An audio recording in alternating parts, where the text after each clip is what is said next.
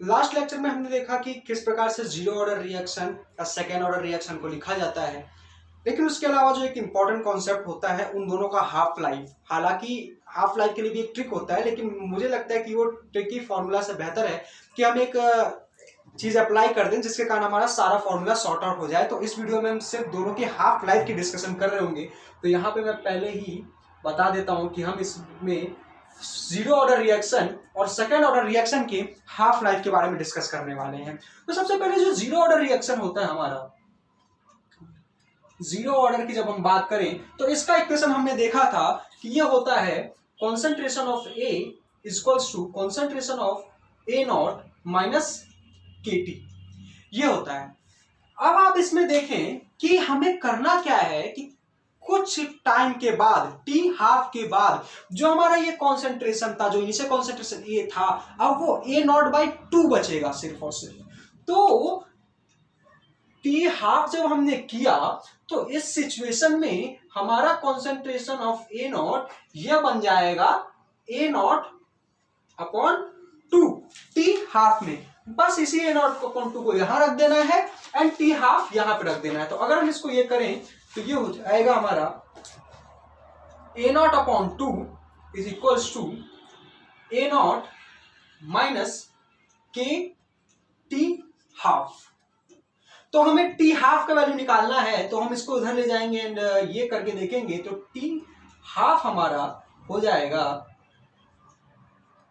ए naught upon 2 के।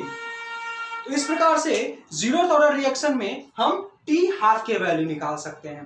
अब जब हमने जीरो ऑर्डर रिएक्शन की बात कर ली तो इसी प्रकार सेकेंड ऑर्डर रिएक्शन में आते हैं और इसमें भी हमें यही काम करना है कि किस प्रकार से हम हाफ लाइफ को डिसाइड करें। तो अगर हम सेकेंड ऑर्डर रिएक्शन में आएंगे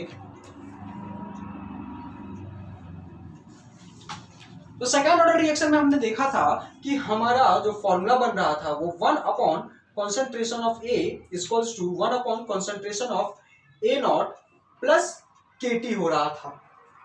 अगेन इसमें भी हमें वही काम करना है जो हमने जीरो ऑर्डर रिएक्शन के लिए किया था। करना क्या है कि ये टी हाफ जब हम ले रहे होंगे तो हमारा concentration of A not a जो है वह बन जाएगा ए नॉट अपॉन 2 एंड यही वैल्यू इसमें पुट करके रख देनी है। तो आइए इस वैल्यू को हम पुट करके देखते हैं। तो जब हमने इसको यहां पे रख दिया तो ये हो जाएगा 2 upon A not equals to 1 upon concentration of A not plus K T half. ये बात हो गई। तो जब हमें के टी हाफ की वैल्यू निकालनी है तो हम इसे ले जाके सब्ट्रैक्ट करेंगे। तो बेसिकली हमारा इस बार टी हाफ की जो वैल्यू है वो आ जाएगी 1 अपॉन ये इधर सब्ट्रैक्ट हो गया तो 1 अपॉन ए नॉट बस ये बचेगा एंड ये के यहाँ पे डिवाइड हो जाएगा इससे। तो ये हमारे सेकेंड ऑर्डर रिएक्शन का हाफ लाइफ हो गया।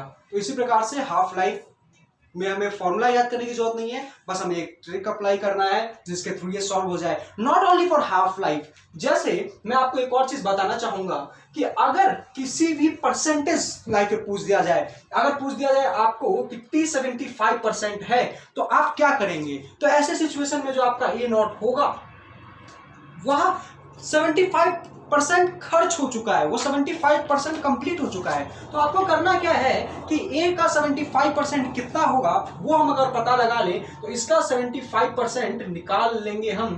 तो ये हो जाएगा 3/4 कॉन्सेंट्रेशन ऑफ ए एंड अगर हम इस ए में से इतना ही माइनस कर दें ए माइनस 3/4 ए तो बेसिकली यह बच जाएगा हमारे पास a/4 एंड इसी को हम ए नॉट लिख के ये सारी वैल्यू अलग अलग तरीके पे अलग अलग जगह पे अकॉर्डिंग टू रिक्वायरमेंट हम यूज करते रहेंगे।